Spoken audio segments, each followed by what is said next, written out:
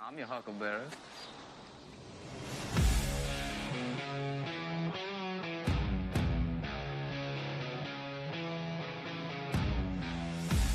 This is the Smoking Guns Podcast.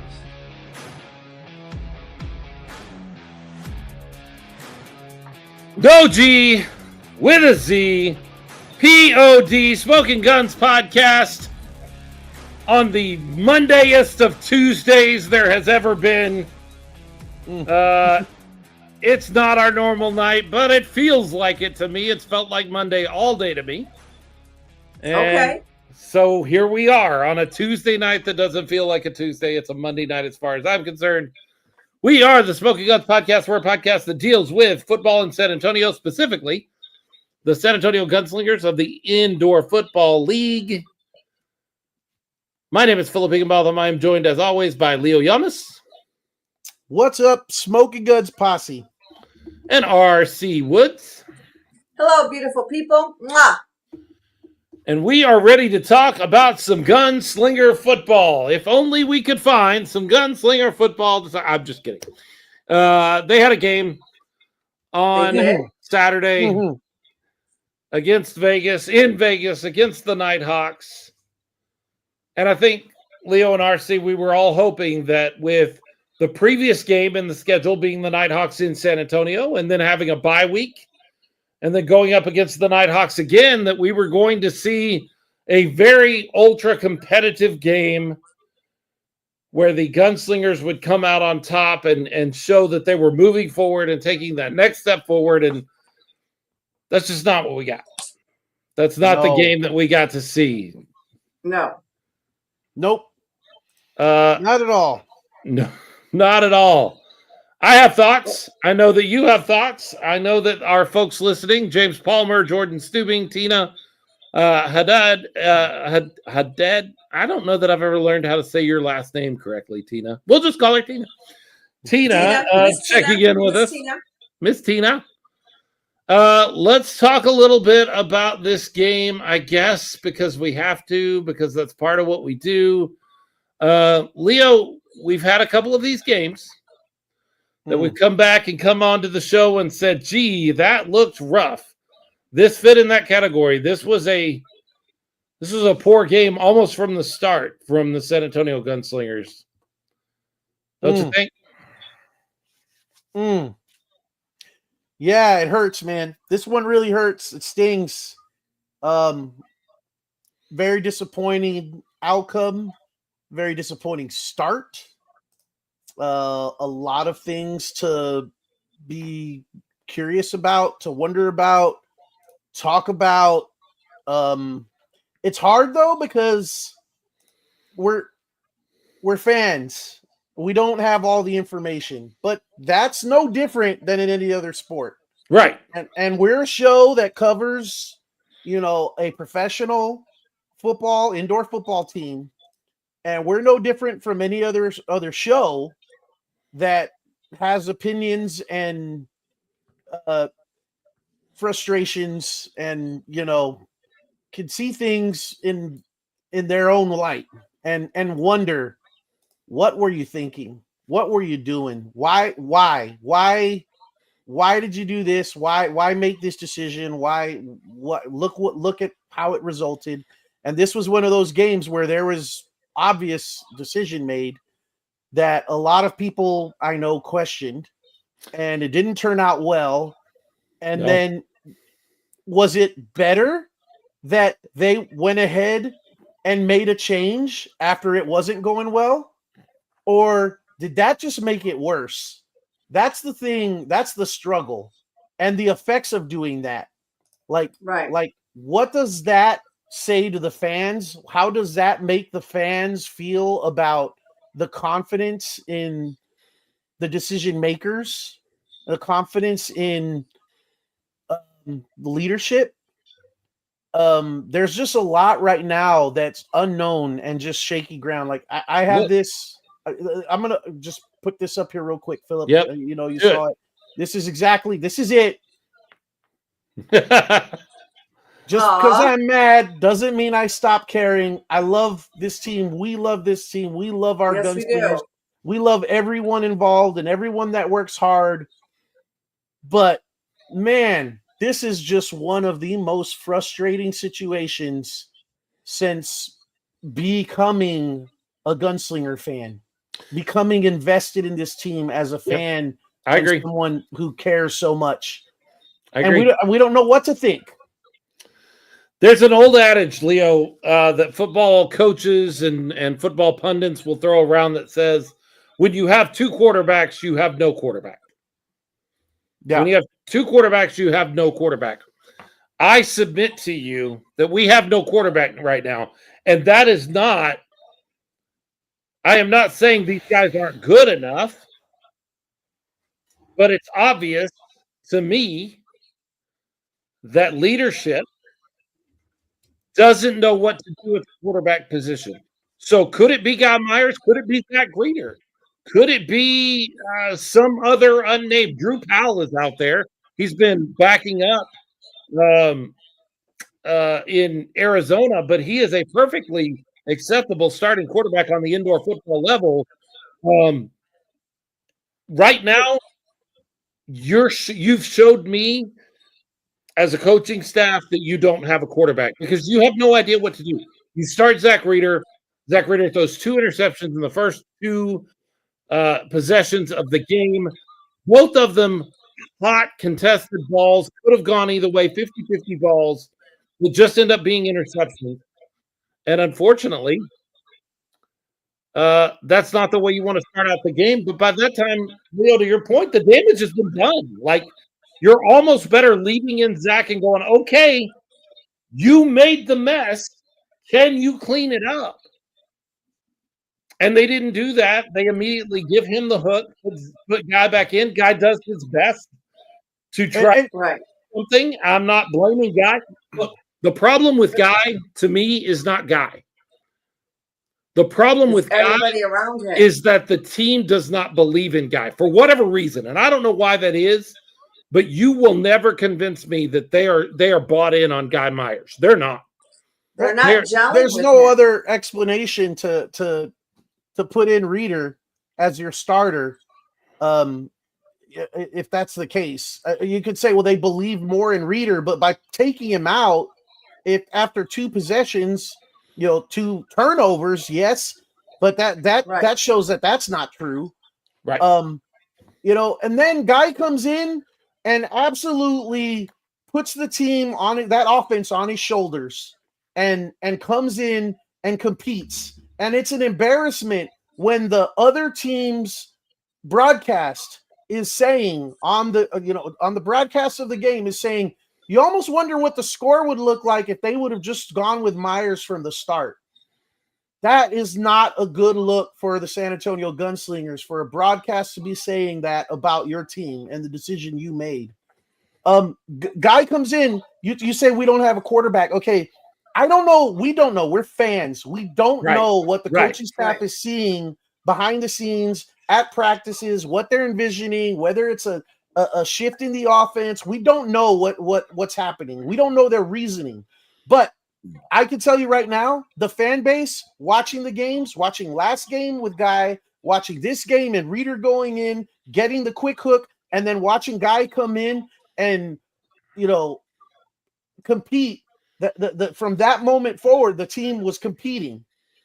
If you ask the fan base who the quarterback is, 100% it's Guy Myers. That's the quarterback. Exactly. That's gonna be the opinion of the fan base.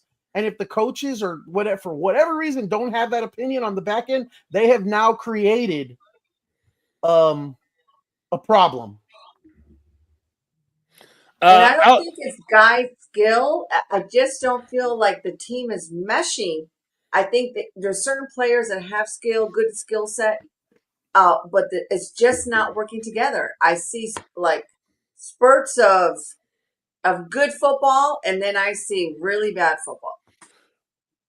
They haven't had time to gel. So here's the thing. If I'm not a cook, I'm not a chef, I'm not good in the kitchen, but I've made Jell-O before. And I remember you mix all that stuff up and you make your stuff, but it's real liquidy. And then you put it in the fridge and it sets for a while and you can't touch it. You can't mess with it. You have to leave it alone And that's when Jell-O gels. That's when it becomes that gelatinous sort of thing. If you were to take it out of the fridge every few minutes and stir it up and put it back in, it would never get where you're going to want it to go because you won't just leave it alone. I think this season has been a case for first one reason and another. I'm not really blaming anybody. It's just the fact that we have not had any time to just sit and gel. A couple of weeks ago, I said, I don't want to see any changes. I want everything to just stay. And then we come out against Vegas and we've got a brand new starting quarterback. And then they change it. They stir it up again. And to your point, Leo, the worst thing that could have happened is what happened. Your quarterback goes in, your new starting quarterback that you believe in, obviously because you started him, goes in, throws 2 rough interceptions. You give him the hook, you put Guy Myers in, and he plays well. He plays very well, and that makes you look worse. Now you look it would have almost been better for them to send in Guy Myers and him to also throw 2 interceptions in the first half, and then you go, well, see, it was 6 of one, half dozen of the other. Who knows? But that's not what we got. Alex McSwain says the first interception, Zach stared down whoever he was throwing to. Glenn, Naquan. It was Naquan, by the way. Can't remember, locked on and never looked anywhere else. I disagree, Alex. I watched this several times just this morning, getting ready for the show.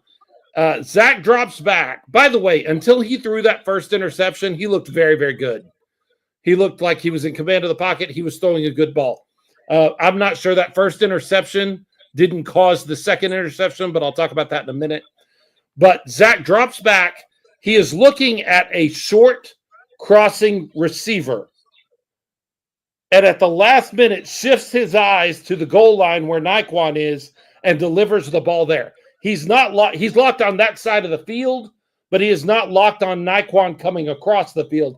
He's actually watching this receiver coming from his left and crossing, and then he picks up Naquan and delivers the ball. And he delivered it just a half second behind Naquan, and the defender got there and ripped the ball away. And those things happen. Unfortunately, I think Zach did on the very next play he had the worst thing he could do. He tried to force it to make up for it. Right. He went for that long throw on a 50-50 ball at the same defender to kind of say, hey, I can fix this. And quicksand, man. Quicksand. You try to struggle to get out of it and you just sink deeper. And then at that point, they've lost confidence in Zach and they give him the hook. But I really think the second interception was caused by the first interception in a lot of ways. It's almost like a domino effect, though. A little bit. It is. That's part of this game. It's a game of rhythm, and it's a game of repetition. And it just really, as a fan, boggles your mind, makes you. You don't understand why Guy wasn't the starter to begin with, because he seemed to do very well the game before. There were issues, but we talked about where those issues started from. But if they have a guy and they have an idea and they want to do something different with their offense, I get it. Okay, so you decide to start that guy, but the other player, Reader, and it didn't work out the way you wanted it to. But then to pull him and put Guy in, and then Guy comes back and good for him, man. I mean, I would say, as a fan of Guy Myers, watching him, I was really proud of Myers and the way he performed. Yeah, he came in and gutted it out. He did what he could do. He just was he perfect? Already no, but really deep hole at that point. Yeah, it's tough. It's tough. Hard. It's like quicksand. It's tough. It is. And it is. Yeah, so I mean, it's frustrating. This was a frustrating one. Mark Yamaguchi says, quit seeking out a hero QB and work with Guy Myers. I suggested that from the beginning. We hired someone to work with QBs, so what's up with that? I think from our perspective, Mark, that is the correct answer. I would submit to you that we don't know everything. And so there may be a locker room or coach's reason that they are not bought into Guy Myers. We don't know what that is. We have no idea what that is. And from our perspective, I think all of us on this show right now would agree and say, this is your guy, whether, no pun intended, whether you want him to be or not. This is the guy that's been there since the beginning of camp. J.L. Young said that earlier. He's been there since camp. Why not stick with him? The only thing I can say is there's got to be something we don't know. There's got to be some sort of something that we're not privy to that just makes them believe that they can do just that much better at the position. And I don't know what that is. I don't know what that looks like.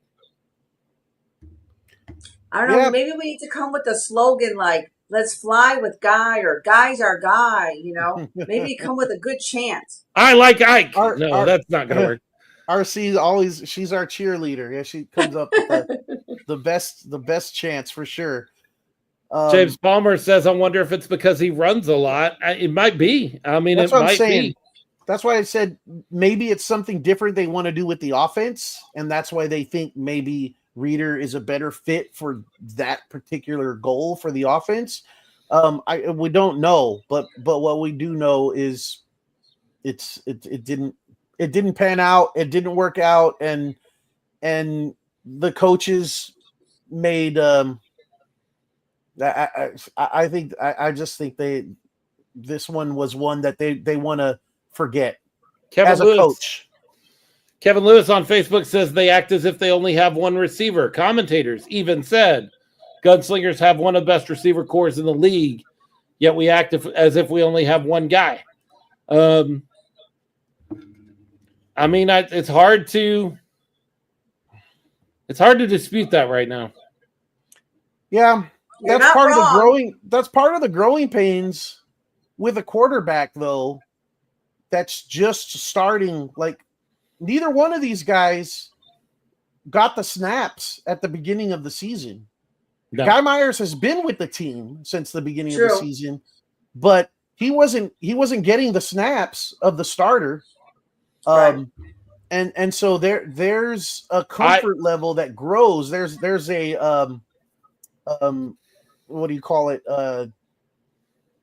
Confidence. A confidence level between a quarterback and the receivers that develops with snaps. Develops with time and practice. So, and look, I know nothing. I'm just a fan. I'm a fan that's a little more connected than other fans, but ultimately not near as connected as sometimes you might think.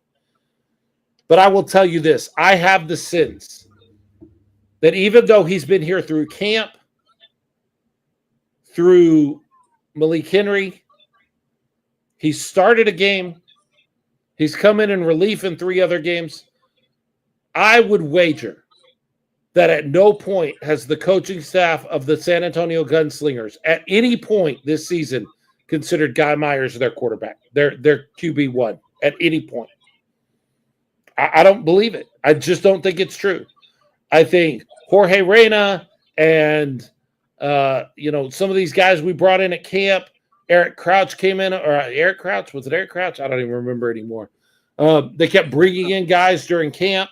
Guy was one of the first quarterbacks we signed for this season, and we have consistently brought in other people. I don't think at any point that the coaching staff or the leadership of the San Antonio Gunslingers has seen Guy Myers, even when they started him 2 weeks ago in San Antonio against Vegas, have seen Guy Myers as the QB1, period. I don't think they believe in him. I don't know why, and it could be perfectly valid. I'm not a coach. I don't know. But I don't think that they are seeing – I think they are seeing something that we as the fans just don't see. Or they think they're seeing it. We need to go to a practice. Well, go. They're open to the public. Go watch practice. Go tell James Fuller how to do his job, RC. You let me know. I'm going to do that. Oh. I'm going to tell him. Guys are Guy. Let's fly with Guy. RC could get away with that. I think if you and I, Philip, tried to do anything like that, it wouldn't go so well. For sure. Alex McSwain says the hole is deep. Not saying it's impossible, but improbable. Alex, you've hit on something that I said to Leo a little earlier, just before we started the show. I don't want to hear no playoff talk. Nope. Yeah. I don't want to hear anybody talking about the math or what it's going to take or how we make the playoffs. Right now, in our current iteration, we are not a playoff team. That doesn't mean 1-5. we could rip off 4 or 5 wins in a row and get back into contention. I'm not saying that's not possible. I'm just saying that does not need to be the conversation right now. Look, we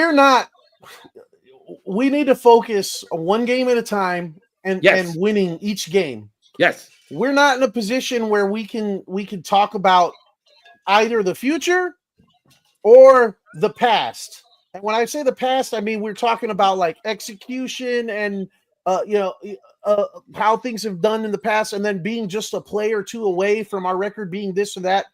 It is what it is. And this team needs to focus, figure it out, and move forward. Now we're not totally negative right now. Like this is a time of concern as a fan. But I'll say this. Let me say right now, this organization, this leadership, the ownership group, James Stubing as a general manager, everyone involved in the team that makes this thing work, that makes this thing go.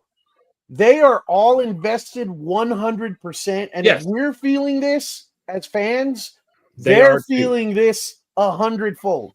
Yes. And they are the people you want in charge. They are the people you want to know and trust that if there's a way for them to turn this around and make it better, they're going to do it because they're invested in this more so than we are. And I can say that about this team. I can say I believe in this organization and I believe in this team, and we don't know what's going to happen, but we know they're going to try their damnedest to right the ship. And, this isn't, and I don't like, talking negatively about other organizations, but it's like the UFL where every transaction, when it comes to the draft, everything behind the scenes, there's absolutely no transparency. As a fan, you can't see what your team is doing. You don't know the effort that's going into building the roster, what's going on. Every time you see a trade, it's kind of like mysteriously to the benefit of the league over the team. And everything that's done, all those decisions that are made, they're made by people because it's centrally owned and run. They're made by people. Yes, exactly. They're made by people who are always doing what's in the best interest of the league, not the team. And that's why it's hard to trust and invest in the Brahmas right now. But the Gunslingers, on the other hand, I have no problems with it. Look, because I know that they're making the decisions on a daily basis on what's best for the San Antonio Gunslingers and nobody else. Exactly. Look, it's not easy to make the playoffs. It's not easy to win championship games. You're going, as a fan of teams, you're going to have years where you don't win the championship, where you don't even go 500. You don't make the playoffs. Like, you have to be prepared for those days. Maybe this is one of those days. And is it fun? Not as fun as winning. Winning is fun. But I will tell you, I am close enough to and connected enough with this organization that win or lose, I am proud of this organization and the way they handle things. Absolutely. Who they are and what they do. I believe in them even when the win and loss column is not lining up the way I want it to. I am still proud to wear my Gunslingers merchandise, have my Gunslingers sticker on the back window of my truck. Mm-hmm. I am proud of this organization and being part and connected to this organization, even when we're 1-5. Right. It's sort of like a car. 100. Like you know that in a car the windshield is really big and the rear view mirror is really small. The reason is because what's behind us is not as important as what's in front of us. We have this huge windshield. We can't keep thinking we should have. We got to focus. We got to put the high beams on, and we got to get to our destination. And that destination may not be right now playoffs, but we got to get a W. We got to focus on the Yeah, game, and we need to that's what we win. should do this military night coming up on Saturday. Yep. Get focused. James Palmer says, not sure what it is about the Gunslingers in Vegas. Yeah, they've been to Vegas twice, and they've been embarrassed both times in Vegas. It's been tough. Also says, our defense did not play well either. That was rough. It was rough to see the offense continue to struggle. It was rougher still to see the defense sort of regress. Kind of go back to some of the things that we don't like about our defense or did not like about our defense in the past. Yeah, that run defense is that was an issue this game. Well, and I saw more wide open Nighthawks receivers than I've seen all season long combined in this game. Like they were running more free than they have any other time against our defense this time. And I'm not sure what that is. I'll tell you another thing I noticed, Leo, and I mentioned this to you. I mentioned it to Ralph. I'm no coach, and I never played the game. So if you want to just write off this opinion, if you are a coach or you are a player, and you want to write off this opinion as just a fan who doesn't know what he's talking about, fine, do that. But when receivers are waiting for the ball to get to them instead of going and attacking the ball, you're going to see knockdown passes and interceptions. It's just going to happen. And I saw a lot of instances, at least one of the two interceptions, I could directly connect to receivers not going to the ball and fighting for the ball as much as the defenders did in those cases. I saw a lot of receivers, what I perceived to be receivers laying back and waiting for the ball to get to them. And you're going to lose. You're going to give up offensive possessions that way. You're going to lose if you're just waiting for the ball to come to you. You've got to go and attack and be on attack and be aggressive. And that was missing. Like I noticed it several times in the game. And that's odd because we've never had that sort of mentality before. I don't feel like, but it stood out to me and I noticed it. Yeah, you're not wrong. It's true. It's true. And part of that makes you wonder, James Palmer saying, starting to feel or question, has coach lost the locker room? When you're losing, things aren't going well and there's indecision, it seems like at key positions, that affects them. That affects how hard the guys play. As professionals, should it?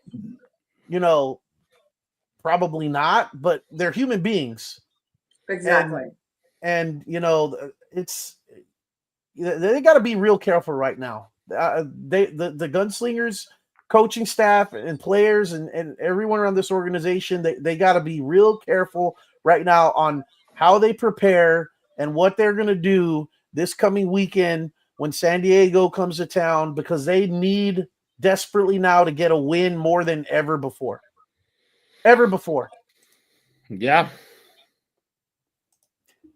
Because the hope isn't dead. There's still a lot of season left. But exactly. But man, losing is contagious. And we've had more than our fair share up to this point in the season, and we just need to get past that. You got to turn it around. Yeah, exactly. Math Bennett said it. The one positive thing that I really liked was that tracksuit that Jordan and April had. Did y'all see that? Yes. That was hot. Yeah. Very cool. that was pretty awesome. As they were up there representing the team, and I spoke with Jordan a little bit on the way back, just wishing April a happy Mother's Day, and yeah, he said that was a rough one. I think he said in the comments earlier too, that was a rough one, guys. Yeah. But man, they look sharp for sure in those jumpsuits. They sure did. You can count on me to buy one. Oh yeah, you're gonna be rocking the tracksuit there? Oh, I love tracksuits. Yes. I'm trying to pull it up right now so that folks that may have missed it can still see it Let me see if I can make this happen. If I'm good enough. Boom. Okay. Here you I go. believe in you, Philip. There you Look go. at There's Yay! Jordan and April in their gunslinger tracksuits. If you didn't get a chance to see them Yep. and you're watching online, you can see them now. Two Nice look. Good look. Two of I the love greatest people I know, the hardest working Yes. people I know, looking fabulous. That's Very awesome. cool. Very cool.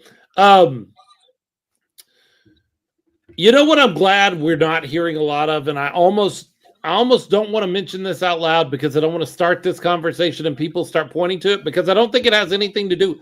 I think had things stayed the way they were at the beginning of the season, we would still be having these struggles. That's all you need to say. Okay. We already know what you're talking about. Yeah. I don't hear a lot of that talk, and I'm glad because I don't think it would have mattered. I think had organizationally the things stayed the same, we would still have these same issues. I agree. Because I don't think that one change affected the team negatively. That may be all I should say about that. I don't think that's the issue. Mark Yamaguchi says, absolutely, Phil. I'm glad you agree, Mark. I don't think that's the issue. No. I still want to see us put together a good back half of the season. And look, who knows? Who knows what could happen? You start winning a couple of games. We're only halfway through the season right now. Right. Yep. There's a lot of season left. There's a lot of season left. And so who knows? But right now, we just got to focus on winning a game. And let's do that on Saturday night. Let's do that. Yes. Let's. San Diego comes to town. They're 3-3, which means they're beatable. Let's do that. Let's win that game. But it's not just a game on the field. I am so excited about everything around the game on the field. Mm-hmm. It is Military Appreciation Night, and they are going all out. Special uniforms, fan jerseys, which I'm still so stoked about. 3 weeks now, I've been talking about this. Flag giveaway, first 1,000 folks. James Palmer trying to drag us back around. Wonder if Guy or Reader gets the shot. We have no clue, James. I don't think anybody has any clue outside of Gunslinger Nation. No idea. I'm not sure they know in Gunslinger Nation, Leo, but that's neither here nor there. So don't be surprised either way. A, B, or C. I mean, who knows? They go sign somebody else and throw them in there. You know, the return of Jonathan Bain, the return of Sam Castronova. Sub-Zero, Frank Harris comes out of retirement to play football for the San Antonio Gunslingers again. What about David? David Olvera. There you go. Call David. Who knows what could happen? James Palmer said, can't be shocked either way. You can't. Zach or Guy, neither one of them would shock me at all. We don't know. We can root for who we want to root for, and I know who I'm rooting for, and I have an idea who most of the fan base is rooting for, but we'll see. We just need a win. Yeah, that's true. We just need to get the win. I mean, win. It's funny. We're only 35 minutes into the show, but I feel like we're kind of winding down because there's just not much to say here. No. Things are rough. Things are bad. There's a lot of fun stuff that's going to happen around the game on the football field on Saturday, and we can talk some about that. I'm very excited about that side of things, but on the field, like, there's just not much to say. No, and there's not. That's not a reason. There's reason to be disappointed. There's reason to be frustrated. I would qualify myself as frustrated. There's reason to question things or wonder because we just don't know. But there's no reason to not be excited about the next game on Saturday because it's going to be great because they always are. So yeah, we need to get ready, and we need to support. There was a comment a little while ago from Picasso. I'm gonna bring that up here, Philip. There you go. Angela Marie. As a fan, we need to give this team a lot of support and lots of love this Saturday. We back up this team 100%. Right on. 100% Yeah, agree with that. Absolutely. Look, if you're only a fan when they're 5-1 and not 1 and You're not 5, really a fan. that don't count. Yeah. You're not a fan. There are fans of teams that have never won. There are Cleveland Brown fans, folks. There's Cowboy fans. Shut up. We won Super Bowls. I still have my VHS, Oh my man. God, Shut here up. we go. Here This we is go. our year. This is our year. This is it. We got Jordan. We got Pickens. We're going all the way to Super Bowl now. There you go. Wake up, you're dreaming. No. There are fans of terrible organizations that are fans year in and year out, show up. I can say that I'm not just a fan of the record. I'm a fan of the team. I'm a fan of the owners. I'm a fan of the six shooters. I'm a fan of all of those that contribute to the Gunslingers. And that's what I'm a fan of. So it's not just one entity. There are multiple entities that really bring good, fun entertainment. And I think that's what's keeping people coming back to the games, because they, no matter what, we are going to have a good time. We're going to have a good time watching the game, a good time watching the six shooters, a good time even interacting with our own fans. So, I mean, I always look at it as an event that I'm going to, not just in a game. Look, there are two football games happening in San Antonio this weekend. Yep. I'm going to both of them. Me But too. I'm much more excited for the Gunslingers game than I am I the Brahmas sure am. game. Like, much more excited. And I even have to work at the Gunslinger game, but I'm still more excited for that one than I am for the Brahmas game. The Brahmas better win, though. They can't be the worst team in the UFL. Come on, guys. Come on. Come on. Beat those Steamboats. Alex McSlin said the watch party had a good turnout, probably 20 or 30 one player there. Very cool, very cool. Nice. Obviously, I didn't get out to the watch party. I was in I had a Kansas. Mother's Day movie too. Jerry took me to. I saw the Thunderbolts. Very good movie. Oh, the that's new a great Avengers? movie. You mean the new Avengers? Yes. Yes. Great movie. I'm going to No go kidding. see it again. Is it So good? that Is it shows worth you seeing? it's good. I haven't seen it. Best Oh. Marvel movie in a while. Yeah. I cried, but that doesn't take much for me. But I did cry. All right. Good to know. I may have to add it to my list. I've been kind of shrugging it off like, I don't know. Maybe I'll Maybe this weekend when you're in San Antonio. Jaden Palmer looking for that Batman Cup. No, I don't have it. Where is today. it? Where is it? Today's well, there's my camera. Today's my Miles Morales. Miles Morales. Oh, like that too. So what are you most excited for on Saturday? We have seen the player uniforms. We have seen the flags that are given away, and I can pull all that. I'll pull all that stuff up here in a second. We've seen the fan jersey. Mm-hmm. We know that it's military appreciation and the spectacle, if for lack of a better word, that comes with that the Gunslingers organization is so good at. Yes, absolutely. What are the things, Leo and RC, that you're most excited about? Definitely getting the W. We need that dub. Let's get it. That's the most exciting thing, bar none. Like, we've got to get our home win. But outside of that, if you're talking about the performance aspect, the presentation, I can't wait to see that six-shooter six-pack again. I'm sorry if I stole that from you, RC, but it's true. That's okay. That is freaking awesome. I have they did this, I think, in a previous game where the Airborne Rangers come from the ceiling. Yeah. And they have the flag. Oh my God, that just touches my heart. I just that's very love cool. that. My brother was an Airborne Ranger, and just seeing that really touches me. Absolutely. Dolores, How about you, Philip? What are you looking forward to? I'll tell you in a minute. Yeah. Dolores says, little disappointed that her school hasn't heard from the team. School's almost out. Gunslingers, pay attention. Yeah. We know. Get on that, man.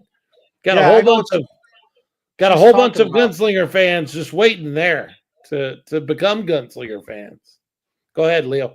Yeah, I know what she's talking about, where the team was reaching out for schools and to go and register online, and she did. I mean, she's a teacher, so she reached out to some people, and she knows of several that actually went online and signed up and registered, and haven't heard anything. And school is almost out. She's right. So I think 13 I know more days. they have a ton of stuff on their plate. Right. So I'm not going to be too critical, but yeah, you might have missed the bus on this one unless something's getting ready to happen real quick. Well, I know that I also put our name in there for IDEA, so we'll see what happens. IDEA Public Schools. Mass Bandit of San Antonio says the team needs to sell socks and iron-on patches. Iron-on patch would be pretty good. I could put a Gunslinger patch on my backpack. That would be fairly nice. I carry that sucker with me everywhere. I would like temporary tattoos. That'd be cool. Just go get you a real one. Yeah. Why temporary? Yeah, why has it got to be temporary? Because Jerry said one more tattoo and we're getting divorced. I'm kidding. I have quite a few tattoos. You just don't see them. Gotcha. That's all we're gonna say about that. That's all we're gonna say about that. The thing I'm most excited about, I don't think it's a secret. The thing I'm most excited about is this sucker right here. Is that San Antonio Gunslingers military appreciation jersey. I am ready to have this sucker and to donate for. I'll tell you what. I've never done it before, and I may make Ralph really angry, but I will wear this under my sport jacket. Like I will still do in our stand-up for the thing. I'll still wear my sport jacket like I'm dressed up, my jeans, but I will wear the military appreciation jersey underneath the sports jacket. I'll do the whole game in this sucker. That's what I'm most excited about. I love this. This has become my new favorite thing in the world right now. Very cool. Jersey. I'm hoping to wear some camouflage pants. Okay. That would be cool. And then that will match the shirt, the jersey.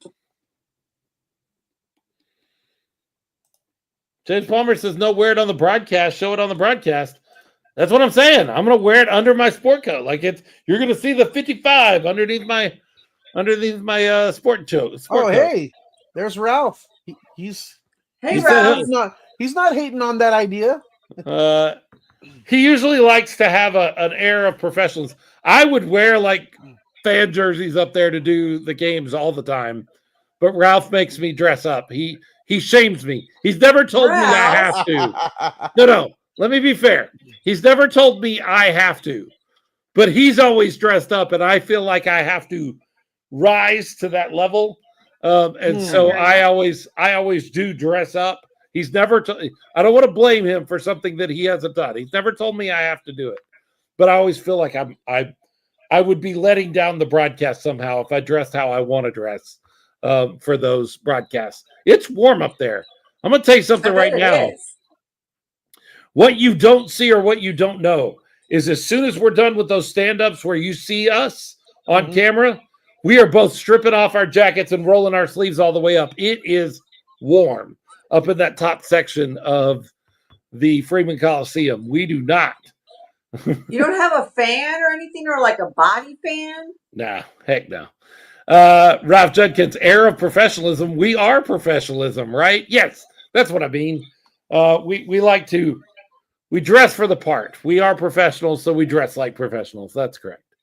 Alex McSwain was lucky enough to get his jersey at the watch party. He'll wear it to the Brahmas game, wash it, and then wear it the next day to the Gunslingers game. Washing it is very important.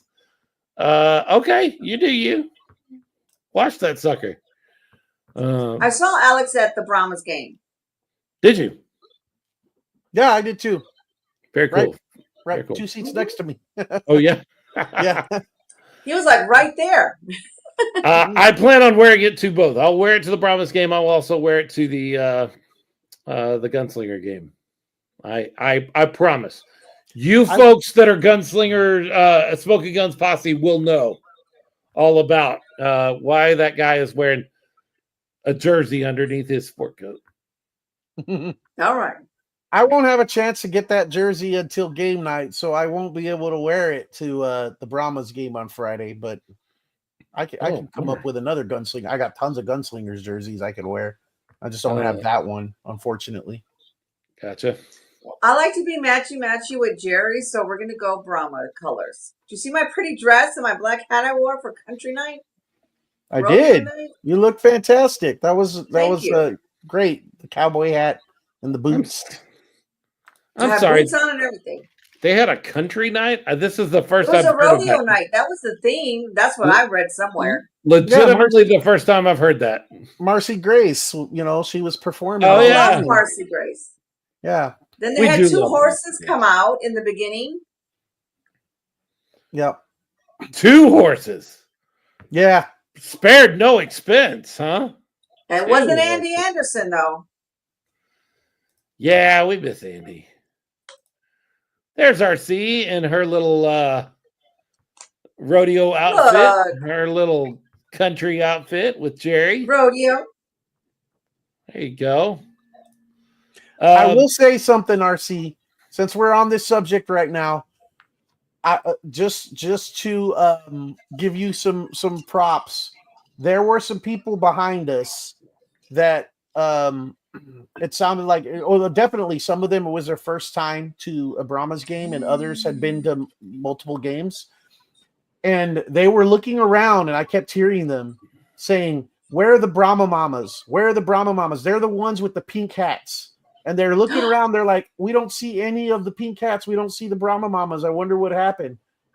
And I just thought of you, RC, and yeah, people miss. We won't get too much into detail of what's happened with Brahma Mamas and what's going on, but something that you created, and I know you were very proud of, RC, was recognized and is missed.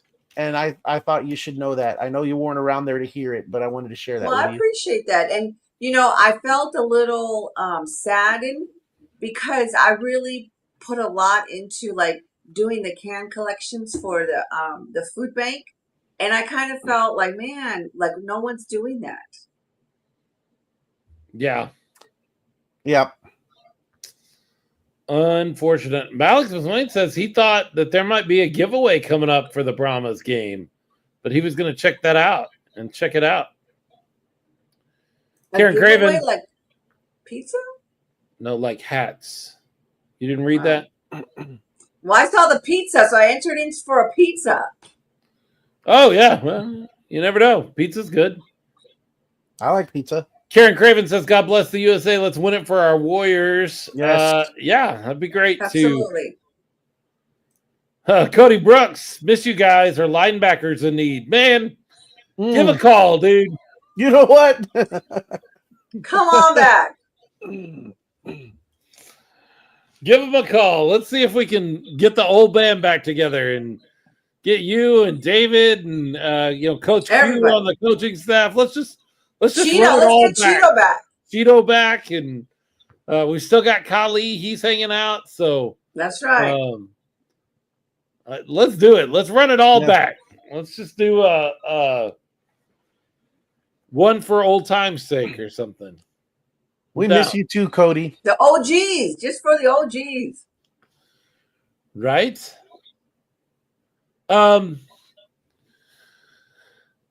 Leo, who would you start? Where are you at? At quarterback? Yep. Guy Myers. You sure? I'm positive. Me. What I've seen on what I've been able to quantify with my eyes, it's without question Guy Myers. Like there's no doubt, like no hesitation. That guy has gone out there on that field and given his all. Has it been perfect? No. There's been some mistakes, but he's given all he has out there to try and make something happen every single play. Let me go at this a slightly different way then. Do you need to see more of Zach Reeder? Do you feel like he got the hook too quick? Once you started him, I think it was a terrible mistake in that sense that if you start a guy to pull them that quick, if that was who you had made your mind up on, I don't understand. I don't understand it. But are you saying, do I need to see more? Well, I mean, I haven't seen enough, obviously, but that's now what that's I'm a saying. decision on the coaching. Like I what mean, are look, they seeing? Yeah, but I'm going to make you the head coach. You're the head coach. Poof. Leo Yamas, the sixth head coach, I think it's six, of the San Antonio Gunslingers in the San Antonio Gunslinger history, gets to make the decision going into the game on Saturday night. You have Guy Myers. You know what you get from him. I feel like we know what we get, and it's good. It's good enough. Do you believe that you've seen enough of Zach Reeder at this point? How could I? Okay. But I will say I have seen enough of Guy Myers to know that he is a starting quarterback in the IFL. Okay. He can run the ball. He can throw accurately when given time. There's been some inaccurate throws, but he's been under pressure and running. Do things need to change? Yes, but I think it was James that mentioned earlier, and maybe another couple. I think the play calling could benefit him a little bit more if it might be a little bit different. And that's the reason why I keep going back to, well, maybe that's why Reeder was in there, because the offensive scheme suits Reeder's game better than it does Guy's game. And Maybe. if that's it, okay, I get it. But I don't understand the decision at that point to insert Reeder so quickly after they just recently signed him. And I certainly don't understand the reason to give him the hook that quickly after you had committed to him. I think what I saw from Zach Reeder was good up until that first interception. Mm-hmm. I was liking some of what they saw. I don't know if it was better or worse than Guy. I did not get a large enough sample size to decide if I like this better or worse than Guy. But I will say that whoever they start against San Diego needs to get the whole game barring injury and needs to feel confident that they are the guy going forward. Here's what my fear is. I am afraid that the Gunslinger coaching staff has now set up a system where you could get the hook at any time, and that's not good for anybody. That's not good for any quarterback. It doesn't matter. You put Sam Castronova out there, that's not good. It's not good for you to feel like I am just a play, a screw-up, one mistake, or two mistakes Or two away interceptions. from losing my job, away from them judging me too quickly. I don't know.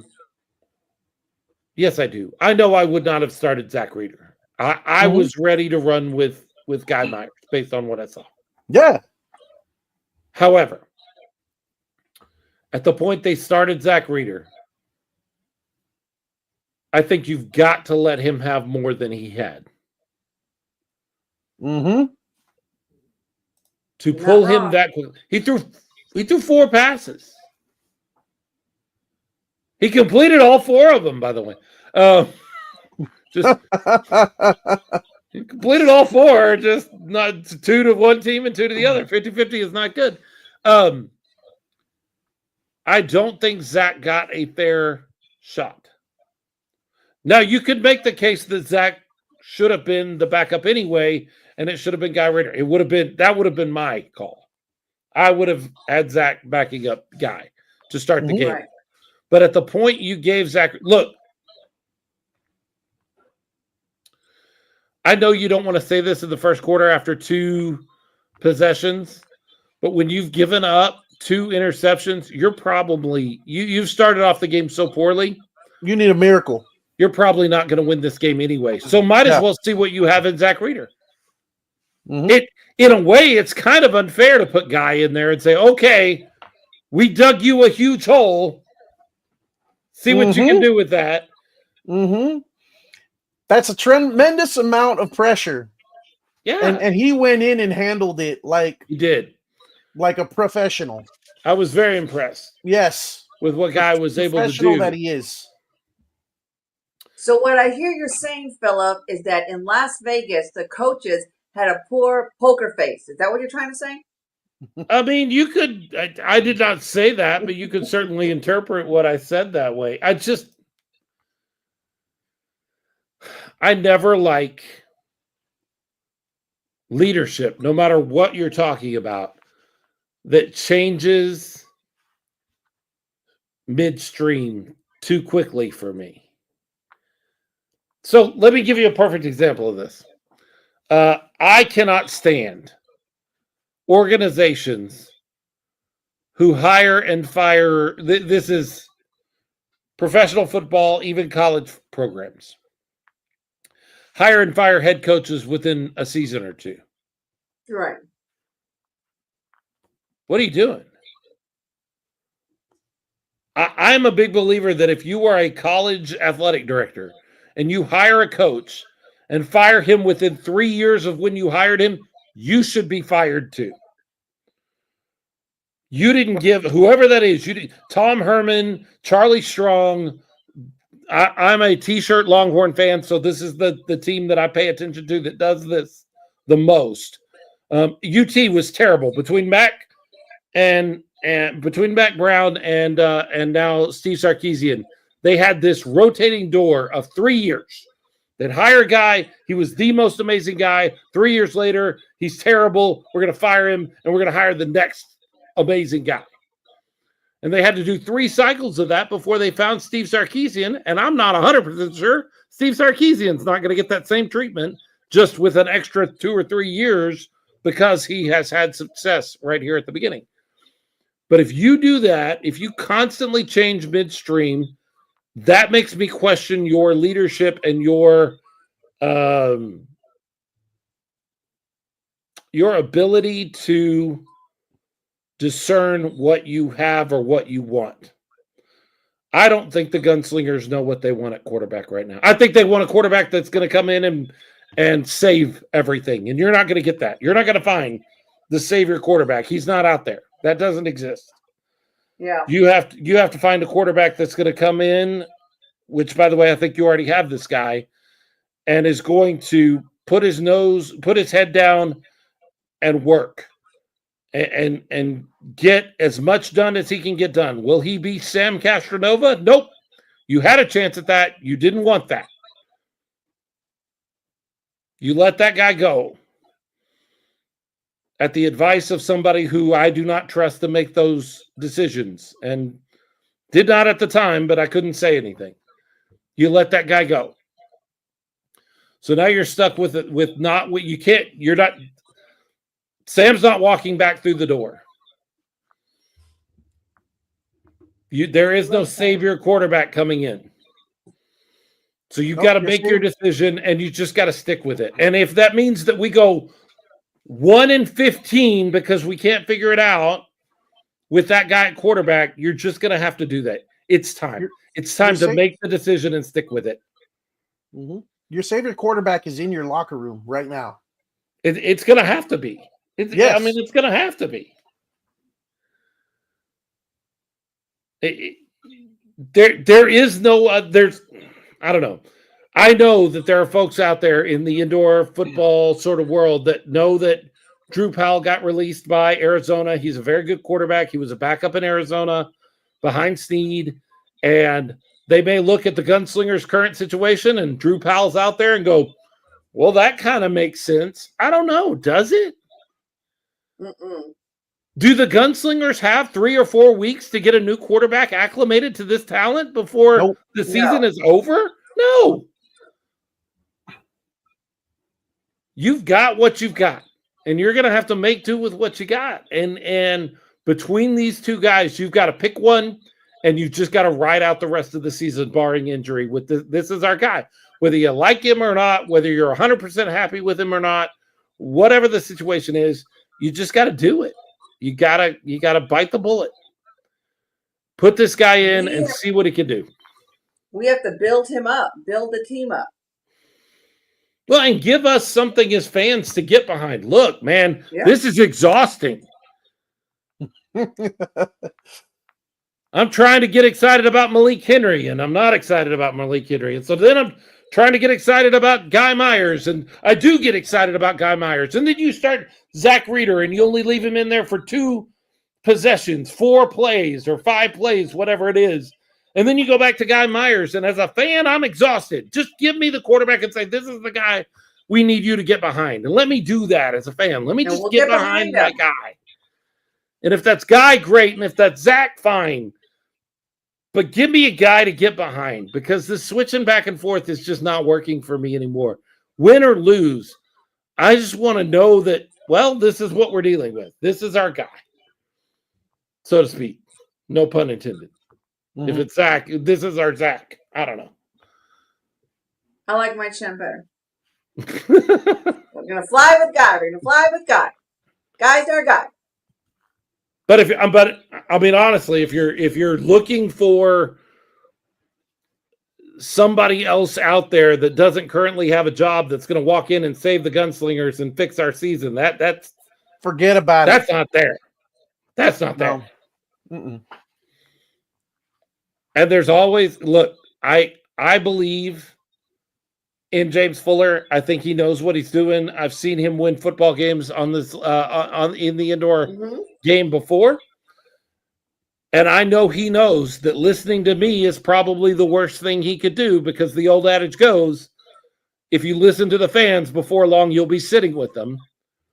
But in this particular case, I think that's counter what I'm saying. I'm not saying go find a new quarterback. I'm not saying, I joked earlier about go sign Frank Harris. Look, if you could talk Frank Harris into playing for the Gunslingers, the fan side of me loves the idea of that. Like, I want to see what that looks like. You want to talk getting butts in seats? Yeah. I can call his mom today and ask her if she can talk to him. That's a son of San Antonio right there, for sure. We love Frank. But I don't think that's going to happen either. No. And the best thing that you can do, the best thing you can do for your fans and for your team is pick whoever it is. Zach, Guy, if it's Drew Powell, if that's what you want to do, if you run off this week and you see that he's out there on the waiver wire, and you grab Drew Powell and you throw him in on Saturday night, fine. Whoever you start on Saturday night, barring injury, needs to be your starter for the rest of the season. Win, lose, or draw. This needs to be your guy. Mm-hmm. You've got to give this team an opportunity and the fan base an opportunity to gel, just like we were talking about earlier. You can't keep taking it out of the fridge and stirring it up. Mm-hmm. You got to give us a chance to just gel with one or the other. Let's do something consistent. And you get that set, then you can start focusing on other things like O-line and run defense and getting the chemistry in place between the receivers and the quarterback, and everything else can start to get the attention it needs. But right now, you took no steps forward after last week. No. You took no steps forward. You didn't get any better. If anything, you got worse. Yep. Coach Q, Quentin Humphrey. Guy is that guy. If they don't see it, then That's the sorry guy. to say this season is done because you will kill a child's pride because you don't think he's the one. That is the other side of this. Mm-hmm. There is another reason you need to commit to a quarterback, whoever that is, and ride with him. Because there's another season. There's a season in 2026. Mm-hmm.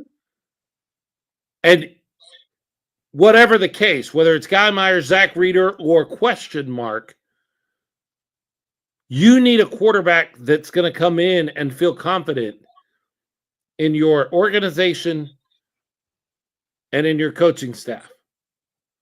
And if we play James Palmer says bipolar quarterback Russian roulette. If you play bipolar quarterback Russian roulette through the rest of the season, good luck finding a decent quarterback that's going to sign with you next season. Not going to happen. That's going to be real rough to get somebody like a Drew Powell or a Dalton Snead or any of these guys that could be like a savior sort of quarterback. They're going to look at what you did this season. If you keep this up, and they're going to go, no, thank you. I need to be somewhere where I know there's consistency. I know that I'm not one screw up or two screw ups away from getting the hook, and every week I'm wondering if I'm going to be the starter or not. I don't want that. Cody Brooks and then Quentin Humphrey both bring up Robert Kent. Robert Kent could be that guy. I mean, school's ending. This is the time of year Robert Kent comes out of the woodwork. I think Mr. Kent is happily retired. Yeah, I think. Yes, I do. Yeah, he's happy. He's happy coaching. I believe in this organization. I believe in our coaching staff. I think they know that what I'm saying is the right thing. Mm-hmm. If they're listening, there's a full chance they're not listening at all. I think there's a good chance. But I just don't see any other way. Like you barring something that I can't imagine happening, like Sam Castronova walks back through the door in 2 weeks for some reason. I mean, that would be unheard of. That would be crazy. That would be like trading away the best player in the game and then later that season getting the number 1 pick in the draft. That would be unbelievable. That would be one of those things that could not happen. Conspiracy theory. Dallas Mavericks. The Dallas That's an Mavericks. inside joke for us. Yeah. Oh, I think everybody knows what I'm talking about. That's. I mean, Sam's not coming back. Sam's not coming back through the door this season. Can you get him? He's got no reason to leave the situation he's in right now. No, he's fine. So stick with a guy. And I would say stick with Guy. If it's my decision based on what I see from the outside, like, is he perfect? No. But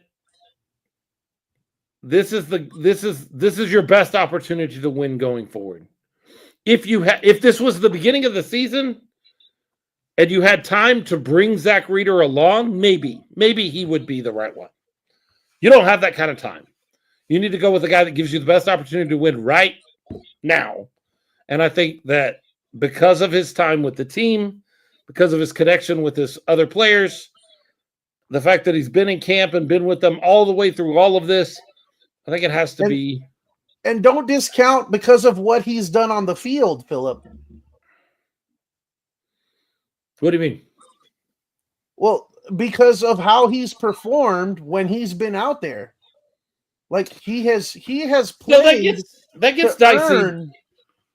He has played the way he has played. In my mind, he's earned his shot. So there are people that feel like you. Mm-hmm. He has done enough to earn that starting spot. But I will tell you from personal experience outside of the gunslingers world that some people, when it comes to quarterbacks, believe there's only one stat that matters: wins and losses. And if that's the way you judge Guy Myers, if that's the way you judge quarterbacks, you don't know what you're doing. But there are people out there like that.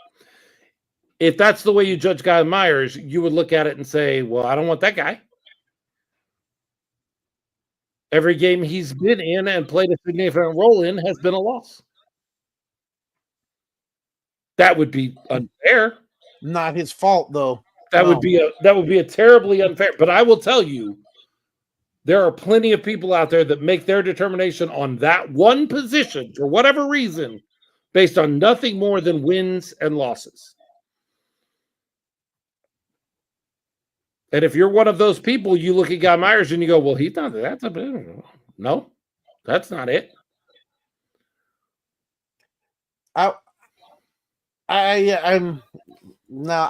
don't see that. I mean, I see what you're saying, and yeah, it's true. I lean more towards offensive scheme. Like if they have a vision of what their offensive scheme is, and one guy's traits seem to fit it better than the other, and they want to force that, right? As a coach, then okay. But that's the kind of thing that happens before the season starts. That's the kind of thing that happens when you're preparing. That's not the kind of thing that happens in the middle of a season and you're standing at the bottom of the conference bracket and you're trying to, and you have talent on the team and you're trying to get wins and get back into the race for the postseason. Then that's something to look at a different time. Right now, you got to look at results. And right now, there's one guy getting results right on the field.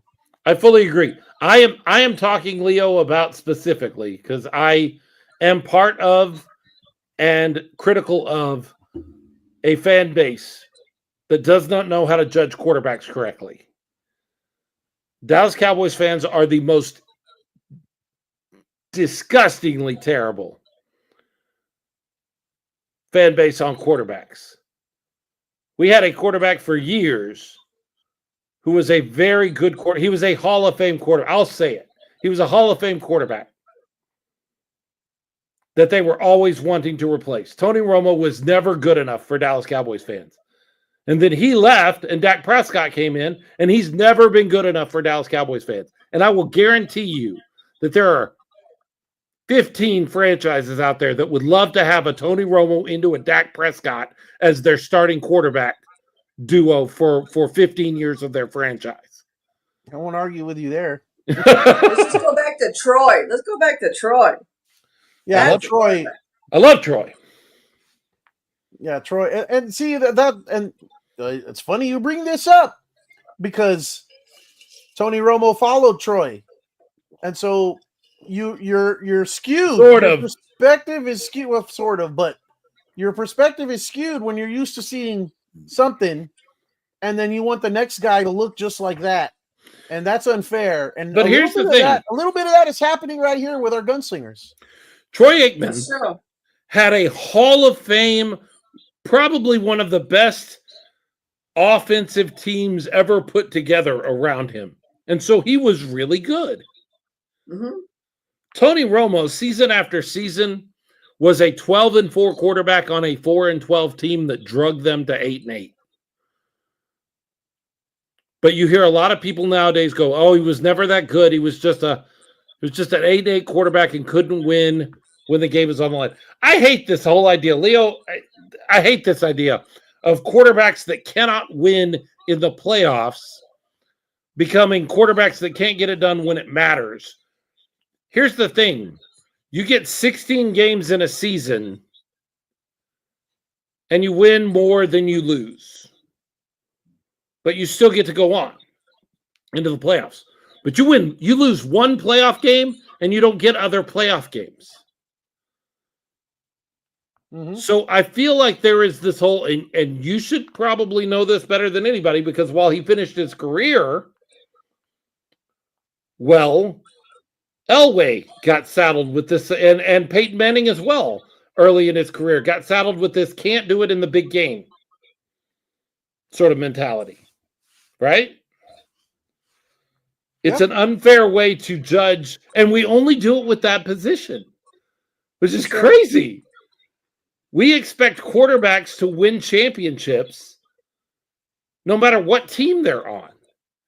It doesn't work like that. It takes 11 guys in the Skill. outdoor game. It takes 8 guys in the indoor game, all doing their job on a given play for that play to be successful. All Everyone of has to do them. their job. Everyone has to do their job. Everybody has to do their job on a given play for it to be successful. Football is the ultimate accountability sport when it Team comes to sport. every single person that's on the field for your team at that time being accountable for their job on that play, on each and every play. Football is the ultimate sport when it comes to that. Every other sport, there could be a guy out there who's not doing his job and they can still be successful. In That's football, true. no, that's not happening. No, but we saddled the quarterback. Look, we would never be having this conversation, and we're not having this conversation about the wide receiver, the offensive lineman. We would not pick out one player and go, gosh, do we need to start Naquan or Kali Rashad? Like, we don't have those conversations. We don't talk about, oh, we need this guy, not that guy. Part of that is they all get to, there are multiple of those guys on the field. I understand that. But we put a whole lot of pressure on this one position. And it has dominated our season this season, where we've been talking about quarterback over and over and over again. And now we're playing this game where we're shell gaming in different people trying to catch a spark and catch fire. And, oh, if I just put this guy in that position, all will be right in the world. And I don't think that's the case. I think we need to put that guy, the guy, in the position and just leave it alone and let it be what it's going to be. Let it grow. Let it blossom. Do we not say, Ralph says, defense wins championships, but judge a quarterback that way? Stupid. Yeah, I agree. Alex McSwain bringing us back to a great point. Everyone has to do their job, including the fans. Including us. Show up, get loud, be a part of the game, affect the game, do your part. Get loud on defense, be quiet on offense, know the rules of the game.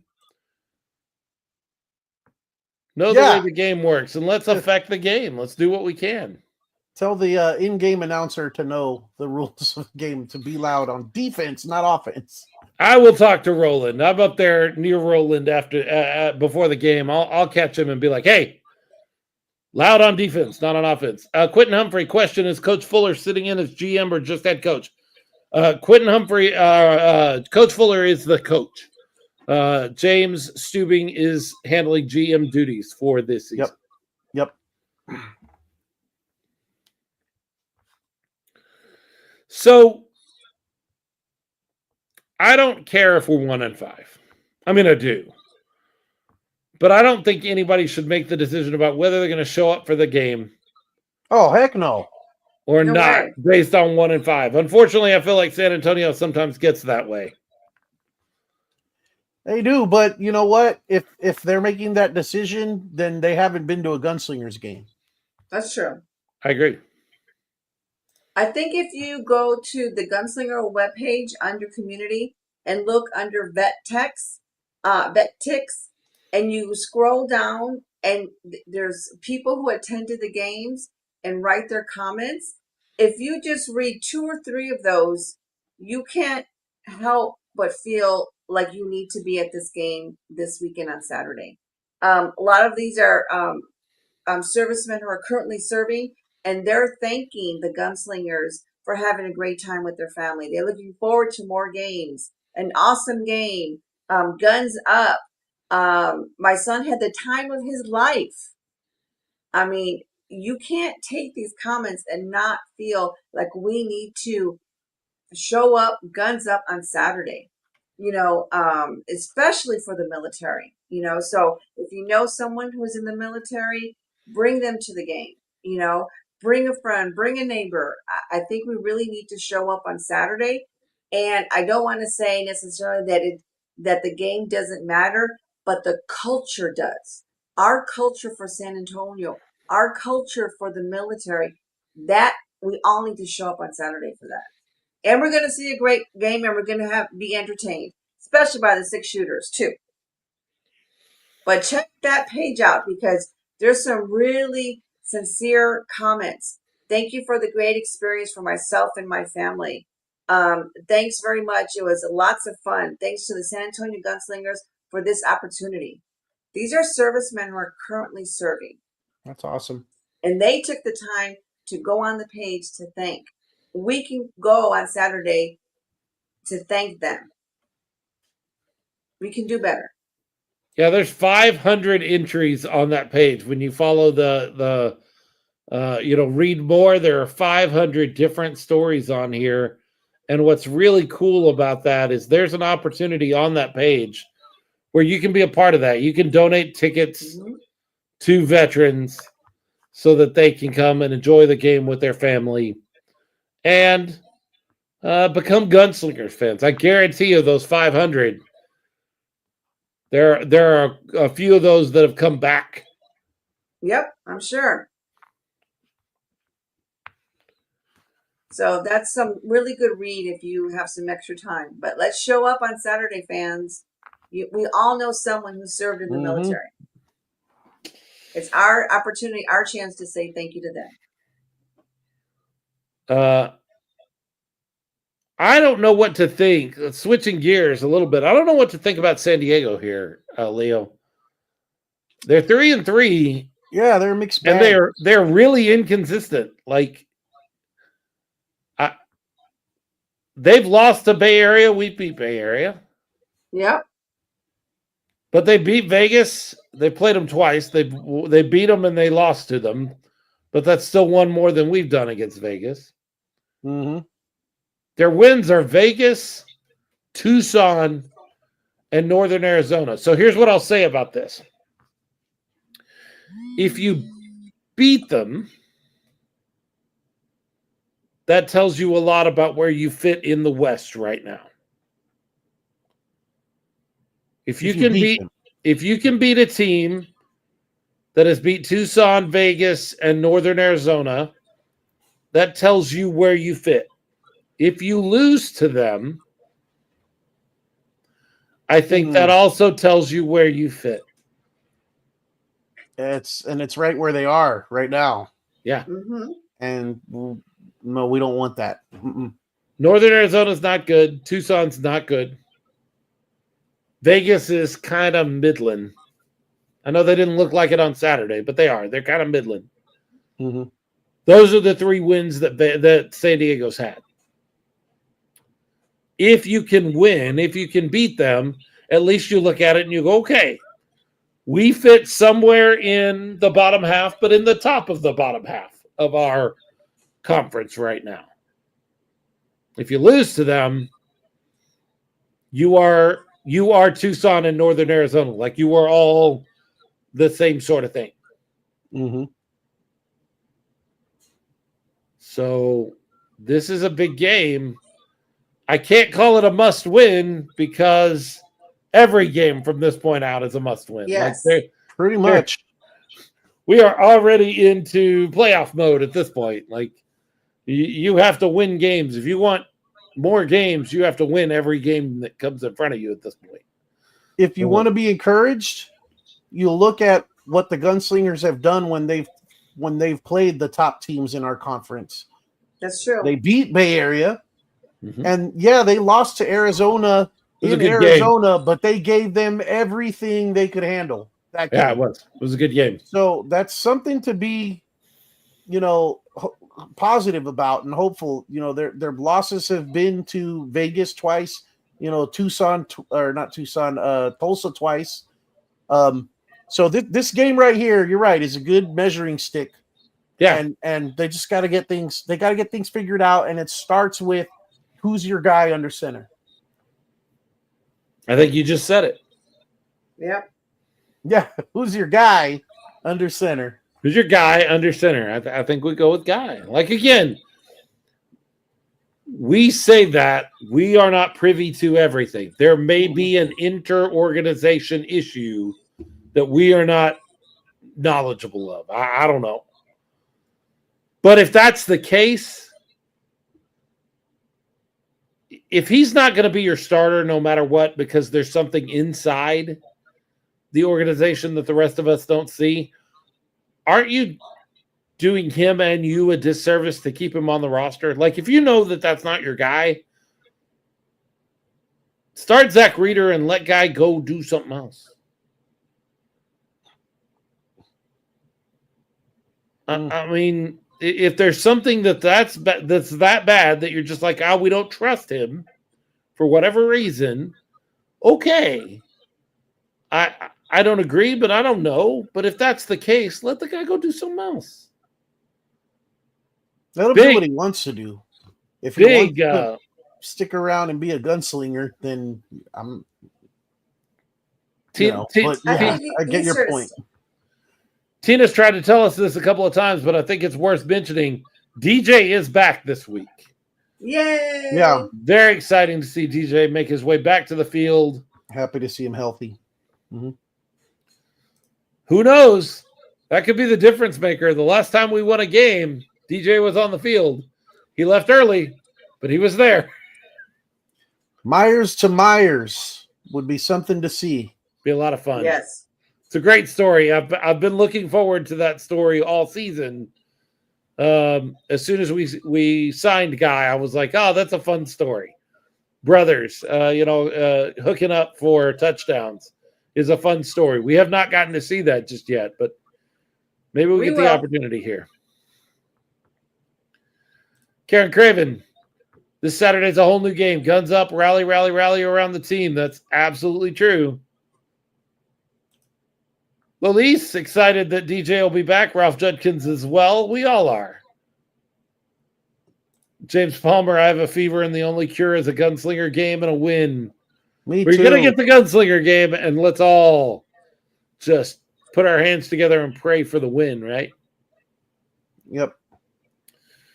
I don't want any more of this. No more. Alex McSwain, Myers to Myers on offense, and then the non-related Myers on defense making stops. That's correct. Yep. That's correct. Bull spit and bullseye. One of those things that we like to do. Your favorite part and your least favorite part of the last week in San Antonio pro football. I don't know. Maybe tough. Maybe tough to fill this out with different answers.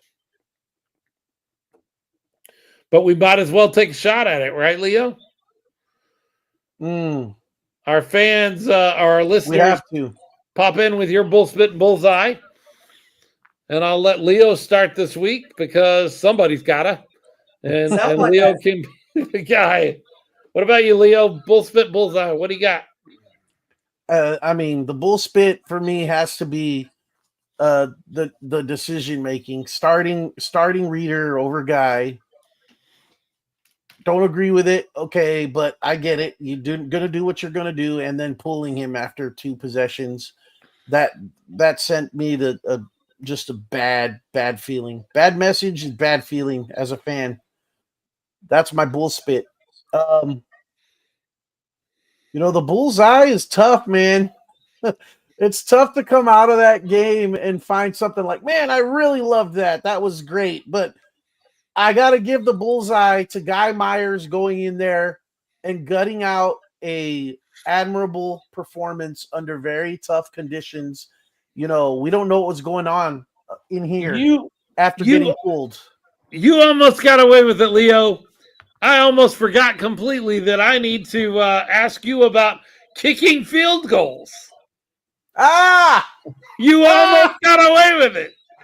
Oh, well, after the decision, we talked about after the decision at quarterback and how that went, there was really nothing worth talking about after that. But yeah, okay, let's bring this up in case somebody brings it up. they actually kicked a field goal on a 4th down situation where they were on the positive side of the field. We still haven't got those stats, by the way, which I'm still curious about.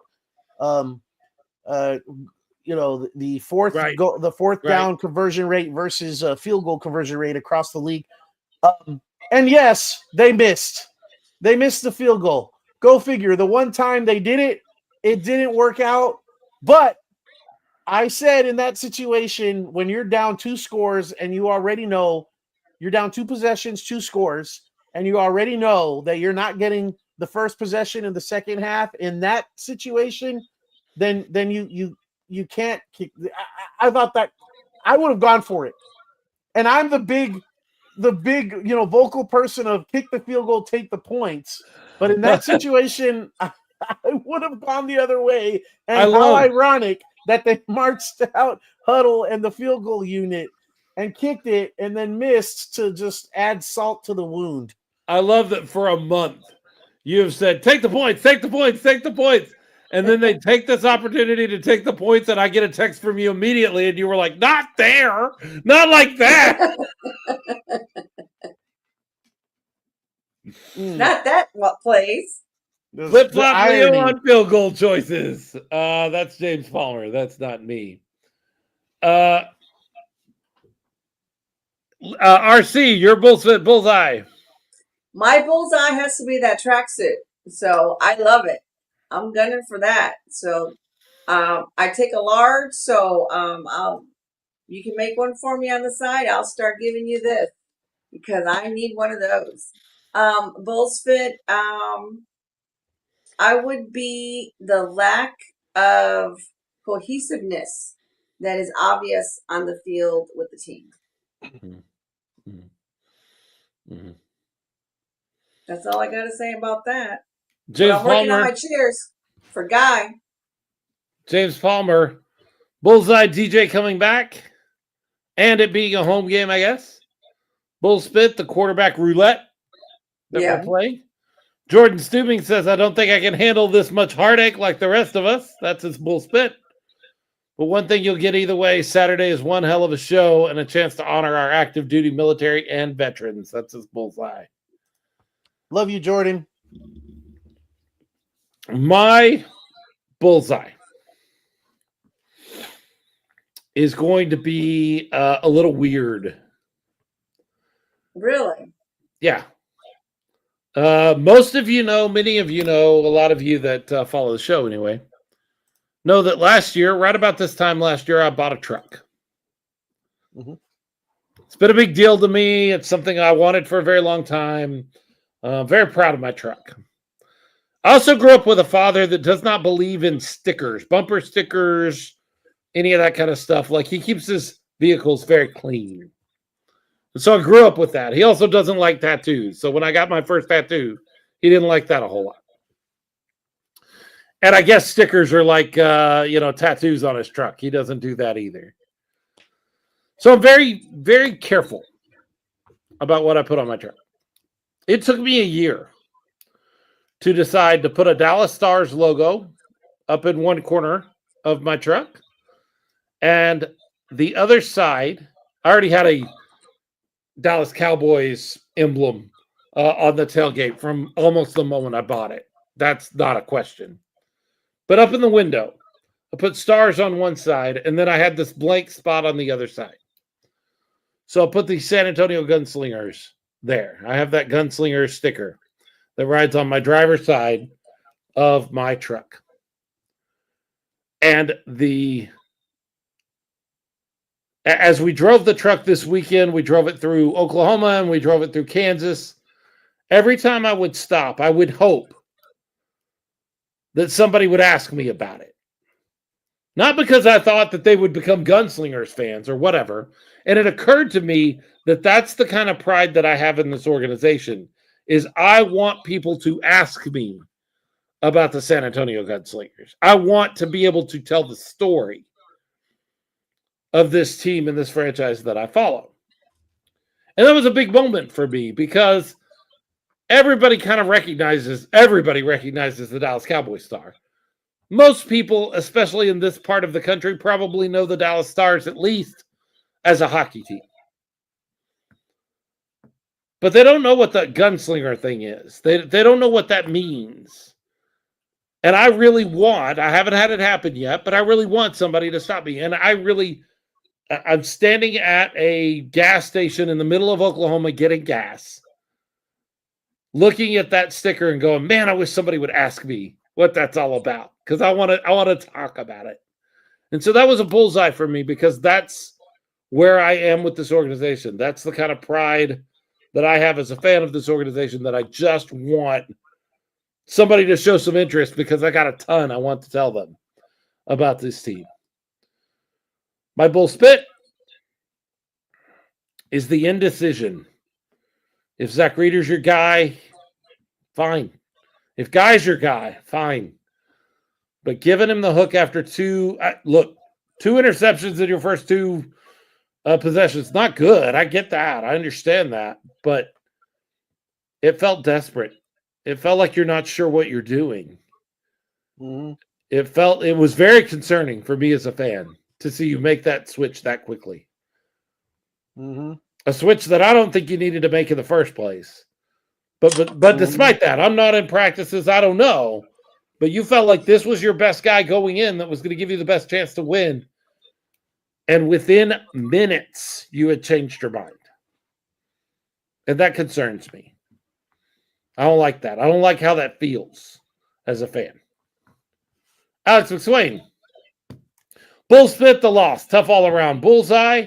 It's a selfish personal note, but early in April, I started a Gunslinger highlight TikTok page to help promote the team.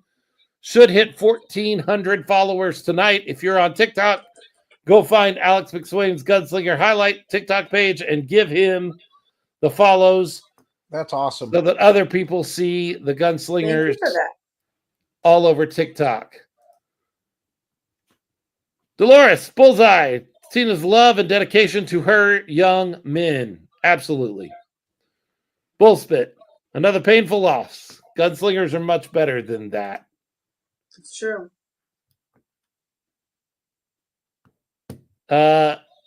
We are the Smoking Guns Podcast. We are brought to you by an incredible group of patrons.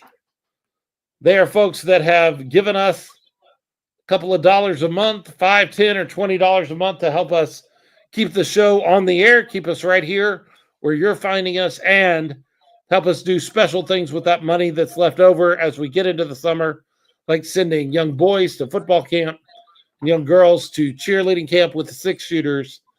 Those patrons that support our show: Alfred Rodriguez, James Palmer, Jay Washington, James Stubing, Kim and Greg Nelson, Mo and Iris Ferrante. We are forever thankful for the work that they do, for the ability to do the work we do because of folks like them. If you want to be a part of that group, you can sign up at patreon.com/smokinggunspod. That's smoking no G, guns with the Z, POD.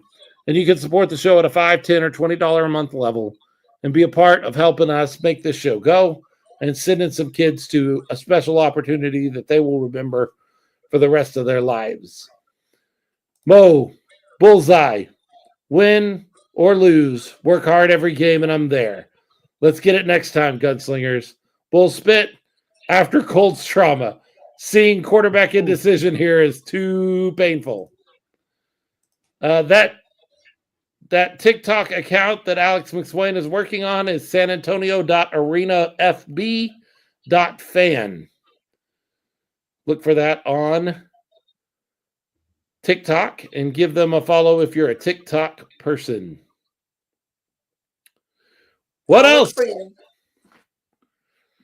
We ready for Saturday? We ready for Friday? It's a whole weekend of football in San Antonio. We haven't talked much about the Brahmas for reasons that we've discussed ad nauseum on this program. Mm-hmm. But we're still fans as much as we can be fans of the San Antonio Brahmas of the UFL right now. And you think the Gunslingers have problems. The Brahmas are in disarray, complete disarray as far as I'm concerned. Yeah. I mean, there's kind of a chance that the Gunslingers can pull out of this deal and still be respectable by the end of the season. The Brahmas, no. This is the most important game of the season for the Brahmas, and that's just beat the other team that's really bad, so you're not the worst. Mm-hmm. That's it. That's all this game is. On the podcast on Wednesday that I do with Amber and Amanda, I called the Brahmas the Brahmenos. Menos, as in, mas, Less. Brahmas, Brahmenos. I like that. Clever. Yeah, it's not been a good season. Not been a good season. But I know we don't have any Brahma fans watching. So I mean, I'm going to be at the game on Friday night. I'm always excited to go to the Alamo Dome and watch football. But yeah. Shout out to Brahmas Marcy fans. Grace. Yeah, she was awesome. Right? Love Marcy Grace.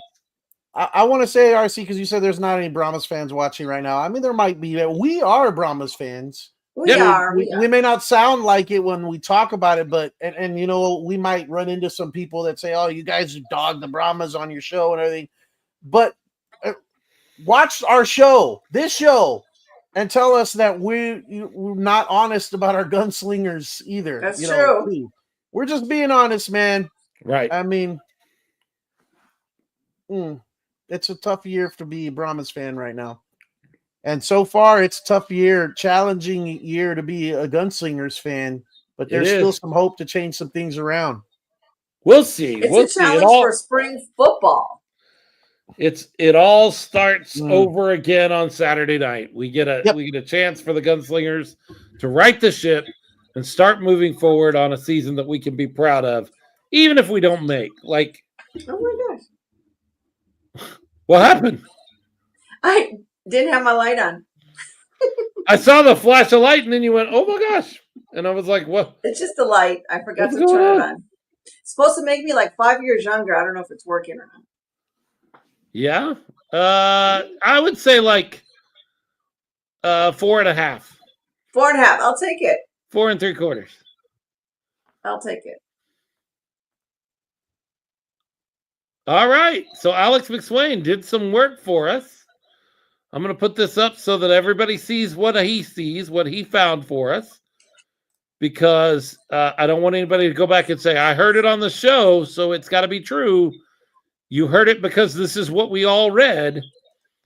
Here you go. Oh, I got to make that much larger. Hold on. How do you do that? Nope. What you may not read. Big game, bigger purpose. Wear yellow, honor heroes, and get a free Brahmas hat. First 2,000. Get your tickets now for Brahmas versus Memphis. So there you go. That's what he saw. And that's what he's sharing with the rest of us. So we have to wear yellow. That's anywhere? What it says. Okay. Hey, I have a black and yellow Gunslingers jersey. Boom. For the Don't Tread on Me. You sure do. There you go. So, there you go. He says it should be one of the first posts on the Brahmas Facebook page, by the way. If you're looking for that to verify that information yourself, there you go. Well, it's 1-5, but it doesn't really matter. When you're looking for the best indoor football experience, you do not find it in California, out in San Diego, over in Vegas. I'm sure they have fun, but it's not like the thing. We got Jacksonville coming up on our schedule, and our guys get to travel out there. Boy, there's a win I want, no matter what the records are. I want to get that win. You're not going to find the best indoor football experience in Arizona, and they've got 3 different opportunities. When it comes to the best indoor football experience, the 210, it's got something to say. Bang, bang. There you go. There you go. Thank you so much for hanging out with us. Those of you that are still with us, please make sure you like and rate and review and share the episode if you can, and then download it in the morning when it hits. Yeah, thank you. Thank you. Thanks so much, guys. We'll see you on the flip side. Hey, James Palmer, if anyone's got an extra ticket for Friday, maybe I could be persuaded to actually go to a Brahmas game. So if anybody's just looking to offload a ticket, James Palmer is looking for a way to go to the game on the cheap. Help him out if you got one. Sorry, that's our date night. Good night, Alex and Jordan. We appreciate everything you do, sir. We do. Good night. Thank you so much. We will see you guys See you on the flip Saturday. side. We'll see you this weekend. Everybody better get there. Saturday night, everybody. Freeman Coliseum. Adios, folks.